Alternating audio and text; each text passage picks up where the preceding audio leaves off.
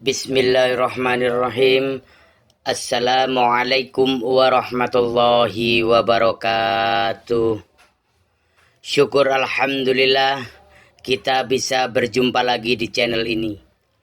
Salawat dan salam selalu dan tetap tercurahkan kepada junjungan kita Nabi besar Muhammad sallallahu alaihi wasallam. Allahumma salli ala sayyidina Muhammad wa ala ali sayyidina Muhammad. Harapan dan doa saya, semoga saudaraku semuanya selalu diberikan kesehatan, dilapangkan rizkinya, diampuni dosa-dosanya, dan dipanjangkan umurnya. Amin ya rabbal alamin. Sahabat beriman yang dirahmati Allah, kita semua sadar bahwa kelak kita akan mengalami kematian. Sisa hidup yang kita jalani sekarang ini hanyalah menunggu waktu, menunggu giliran nyawa kita akan dicabut oleh malaikat maut. Dan dari sinilah kehidupan yang sesungguhnya baru dimulai. Di saat manusia meninggal, maka akan terputus semua amalannya kecuali 3 perkara, yakni sedekah jariah, ilmu yang bermanfaat, dan anak soleh yang mendoakan kita. Hal ini sebagaimana yang pernah diriwayatkan oleh Abu Hurairah radhiyallahu anhu bahwa Rasulullah sallallahu alaihi wasallam bersabda, apabila manusia meninggal, amalnya akan terputus kecuali 3 hal: sedekah jariah, ilmu yang bermanfaat, dan anak soleh yang mendoakannya. Hadis riwayat An-Nasa'i dan At-Tirmizi.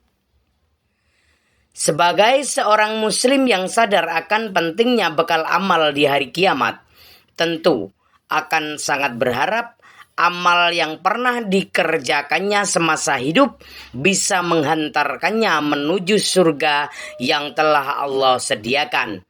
Tapi sebelum itu perlu kita ketahui terlebih dahulu tentang amal jariah.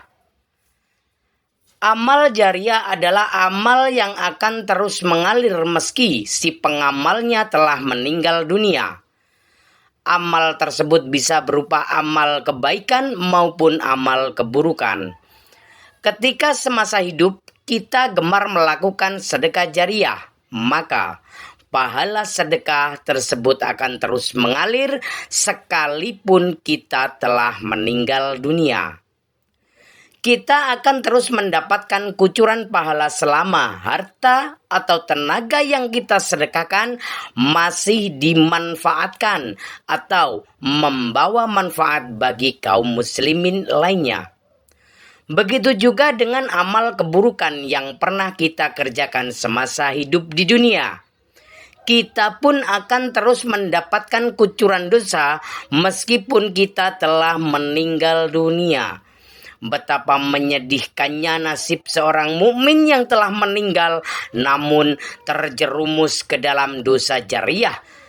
Satu hal yang perlu kita semuanya ketahui adalah yang malaikat catat dari kehidupan kita tak hanya aktivitas dan amalan yang kita kerjakan, namun juga dampak dan pengaruh dari aktivitas dan amalan kita.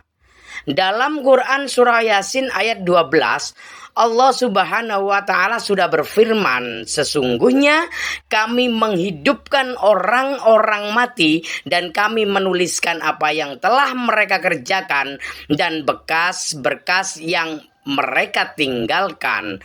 Dan segala sesuatu kami kumpulkan dalam kitab induk yang nyata, Lauhul Mahfudz. Dari ayat tersebut dapat kita simpulkan bahwa orang yang melakukan amal dan aktivitas yang baik, maka insya Allah Allah subhanahu wa ta'ala akan mencatat amal baik itu dan memberikan ganjaran dari apa yang diamalkan. Oleh karena itu, agama Islam mengerjakan umatnya untuk melakukan amal kebaikan yang mana amal tersebut bisa memberikan pengaruh baik bagi masyarakat luas.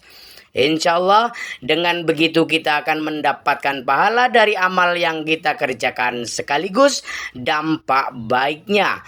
Begitu juga sebaliknya, apabila kita melakukan amal keburukan atau maksiat, maka kita pun akan menuai dosa. Ditambah lagi dengan dampak buruk yang akan kita dapatkan.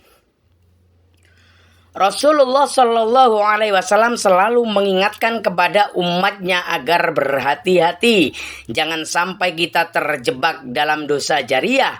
Maksudnya adalah dosa yang akan terus mengikuti pelakunya meskipun pelaku tersebut telah meninggal dunia.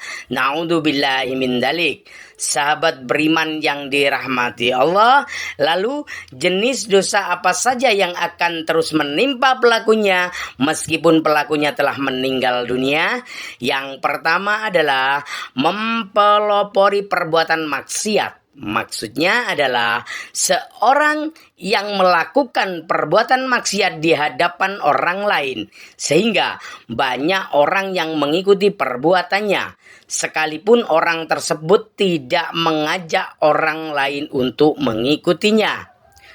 Dari Jabir bin Abdullah, Rasulullah Shallallahu Alaihi Wasallam pernah bersabda, barang siapa yang mempelopori satu kebiasaan yang buruk dalam Islam, maka dia mendapatkan dosa keburukan itu dan dosa setiap orang yang melakukan keburukan itu.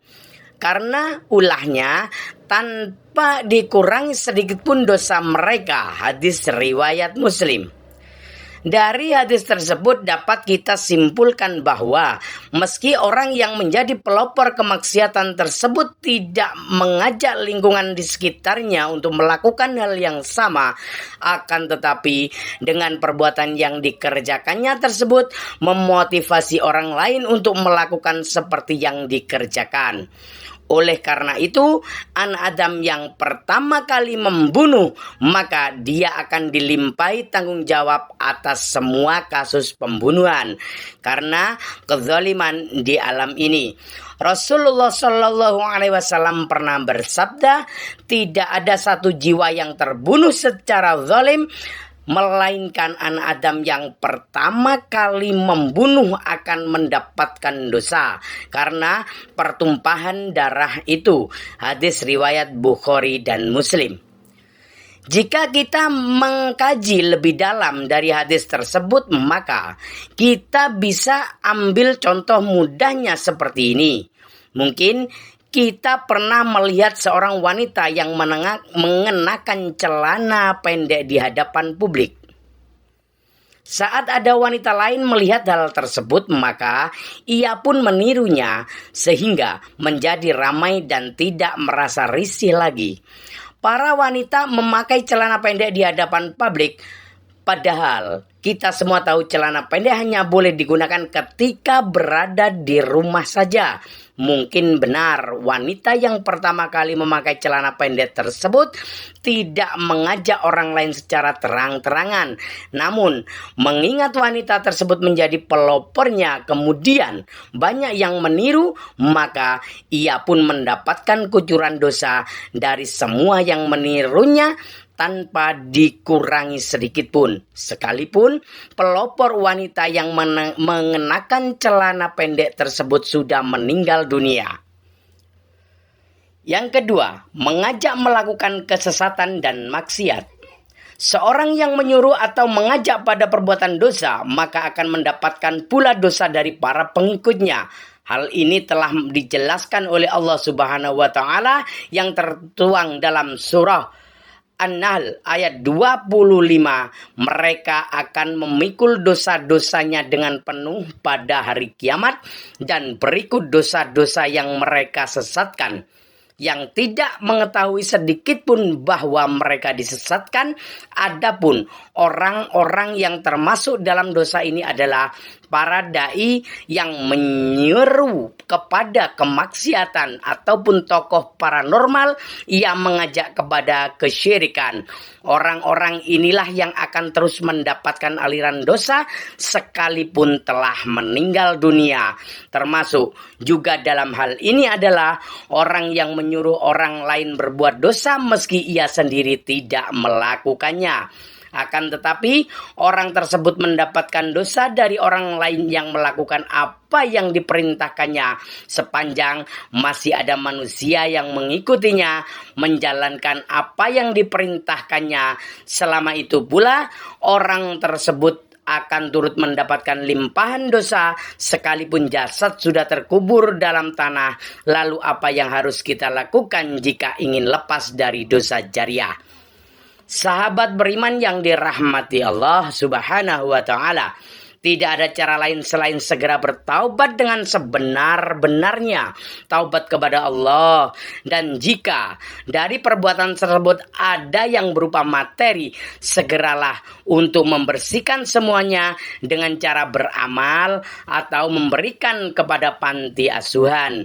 Yang terpenting adalah niatkan semua itu karena Allah. Atau jika kita semuanya masih ragu, bisa mendatangi para ulama-ulama besar, mintalah saran dari para habaib. Lalu setelah itu berhentilah dan bertaubatlah. Karena kita semua tahu Allah adalah satu-satunya zat yang maha penerima taubat dari hambanya. Semoga Allah Subhanahu wa ta'ala menghindarkan kita semua dari dosa jariah yang menghinakan. Amin ya rabbal alamin. Wallahu alam bissawab. Demikian yang bisa saya bagikan, semoga bermanfaat untuk kita semua. Sekian, billahi taufiq wal hidayah, birridha wal inayah, ihdinas siratal mustaqim. Assalamu alaikum warahmatullahi wabarakatuh.